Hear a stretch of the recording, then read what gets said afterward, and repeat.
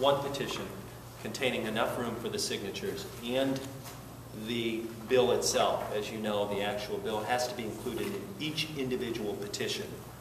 And of course, room for the petitions as well, the signatures as well. How many signatures do you have? Do you have any yet?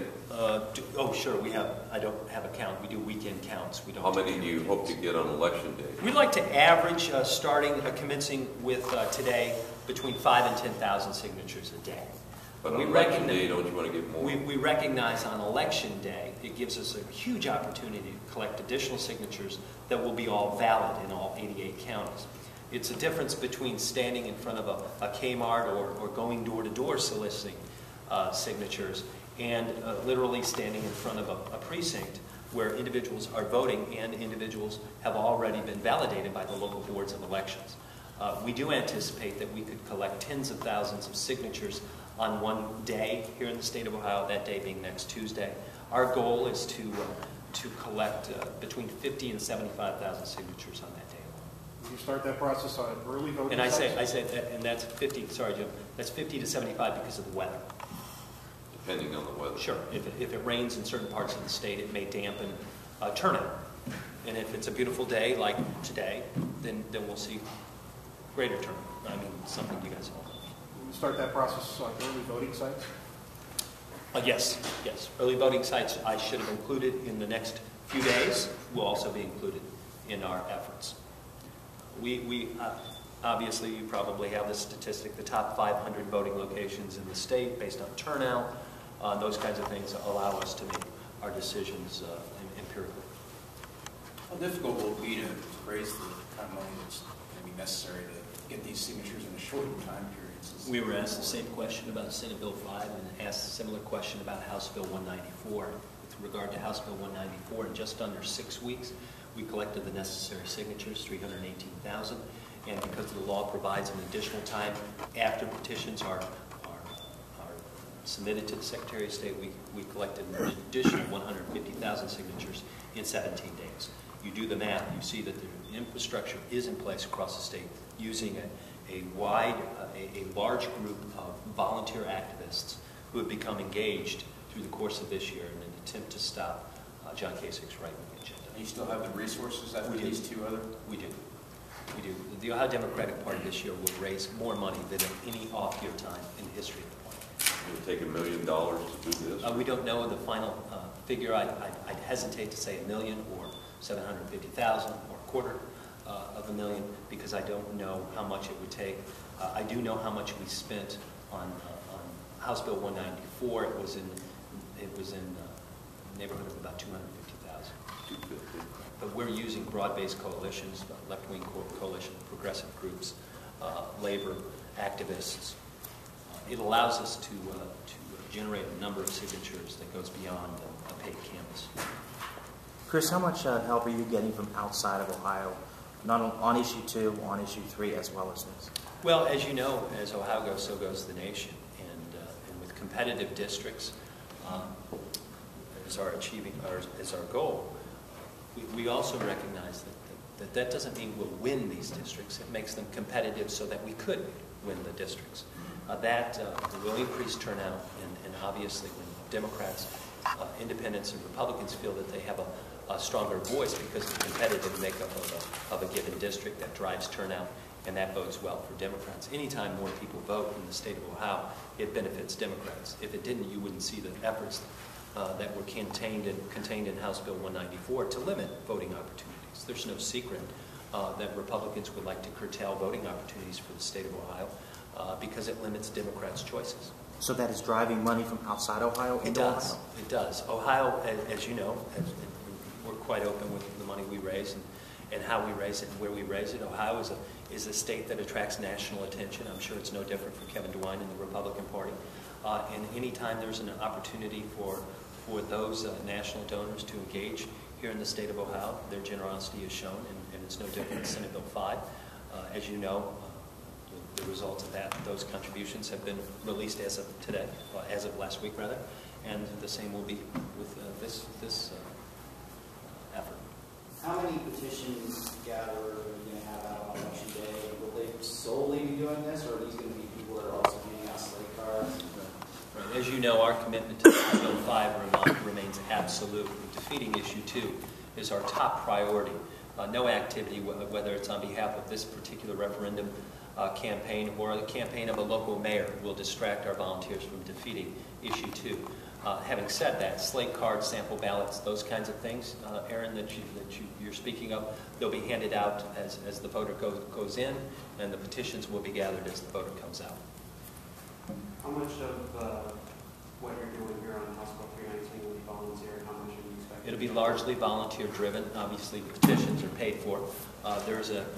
We have paid field staff spread across the state. Where's Liz? I think it's 34 paid staff, which is a normal number for field, which are engaged. So I don't want to say it's all volunteer because we pay these folks as part of their normal ODP activities. They're engaged in this activity as well on the referendum drive. But the referendum collection itself will be conducted through our volunteer base.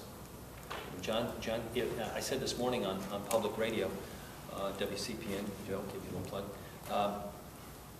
One of the benefits of issue 2, if there are any benefits, a political one, is that it has engaged the Democratic base at a level that we've not seen in an off-year cycle statewide. And activists who were disappointed with the results of the 2010 cycle need not have to wait 2 years to show their disappointment at the polls.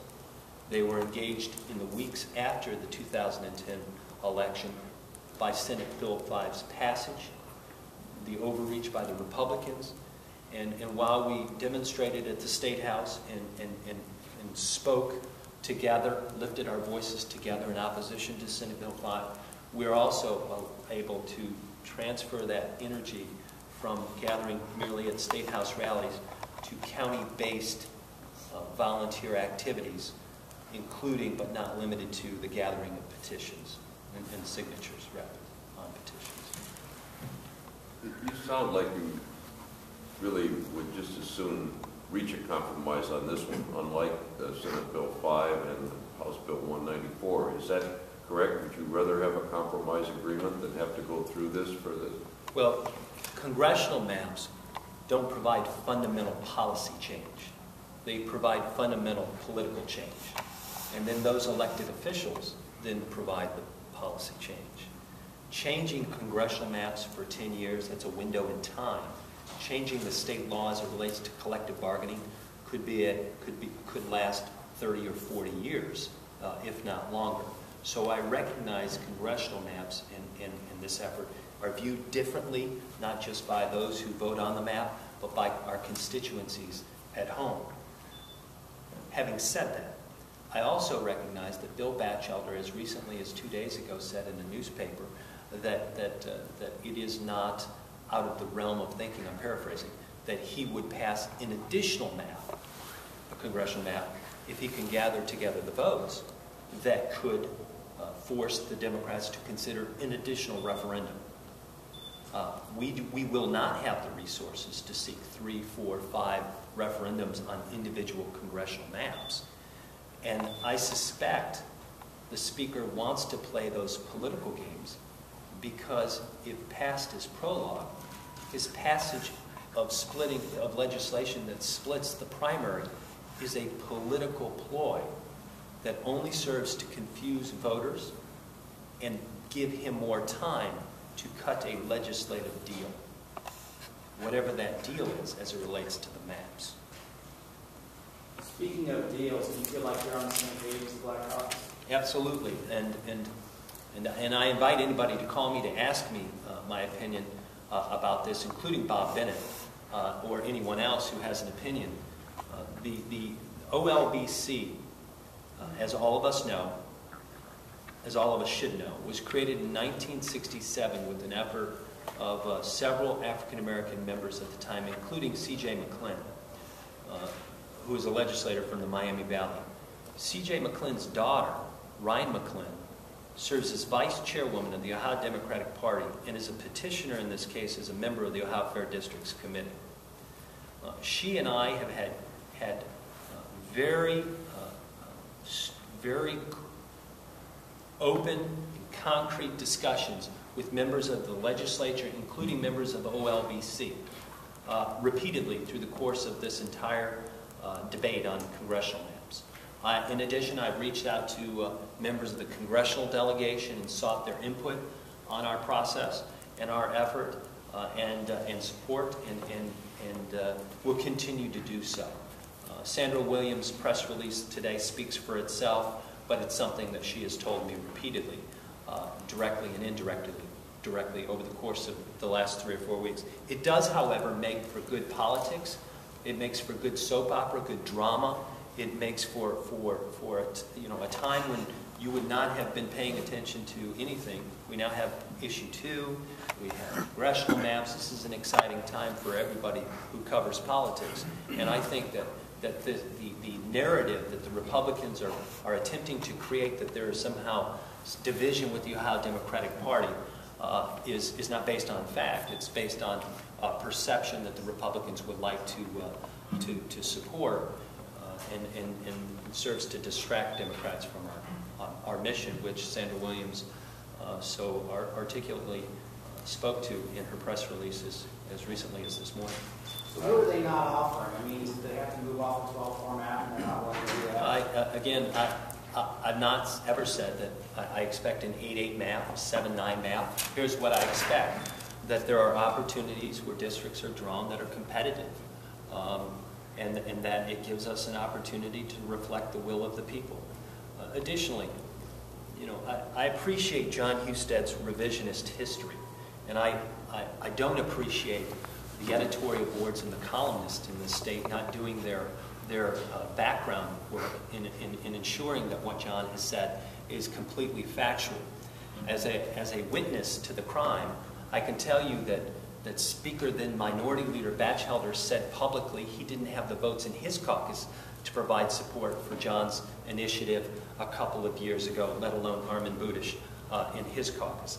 I have said repeatedly, I'll say it again, that if Secretary of State Husted wants to support an initiative to place something on the ballot next year that fundamentally changes the way we elect members of Congress and the districting process, through the districting process, I would support that effort in a bipartisan manner, as long as competitiveness is a component of the plan.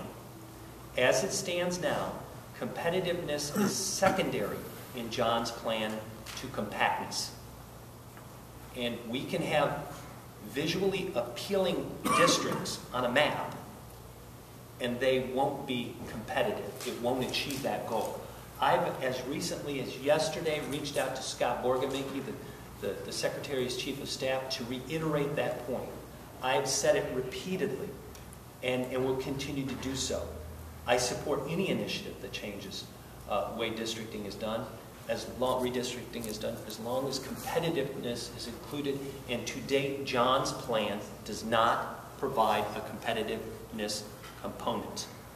You said that you're still open to an agreement here, but when is the point of no return? I mean, if you're going to all this work getting these petition signatures and you put a ton of money in it, I mean, the Republicans wanted to negotiate SB 5 after it had already been certified for the ballot. So when is your point of no return? Yeah, we won't, there will be no negotiation when we collect 231,000 signatures. There won't be the late hour drama that John Kasich, Tom Niehaus, and Bill Batchelder participated in last August. There'll be none of that. We'll collect the signatures, and once we submit the signatures to the Secretary of State's office, we'll be confident in the validity rates, and we'll look forward to having the debate next November about the maps. And it will clearly rest with the Republicans to react from a legislative standpoint with the remedies so as to avoid a federal judge, a special master, or a state Supreme Court intervening in this case. Chris, what is and I'll direct you to Claremont County, where the Republican Party found a willing plaintiff who filed an action in a common pleas court. The state of Ohio has already responded in briefs supporting that claim. The claim essentially suggests that congressional chaos is intended with this referendum effort, and begs the court to intervene and to validate the Republican maps. I have not yet made a constitutional claim with regard to the maps. The House caucus and the Senate caucus have not yet made a constitutional claim regarding the maps.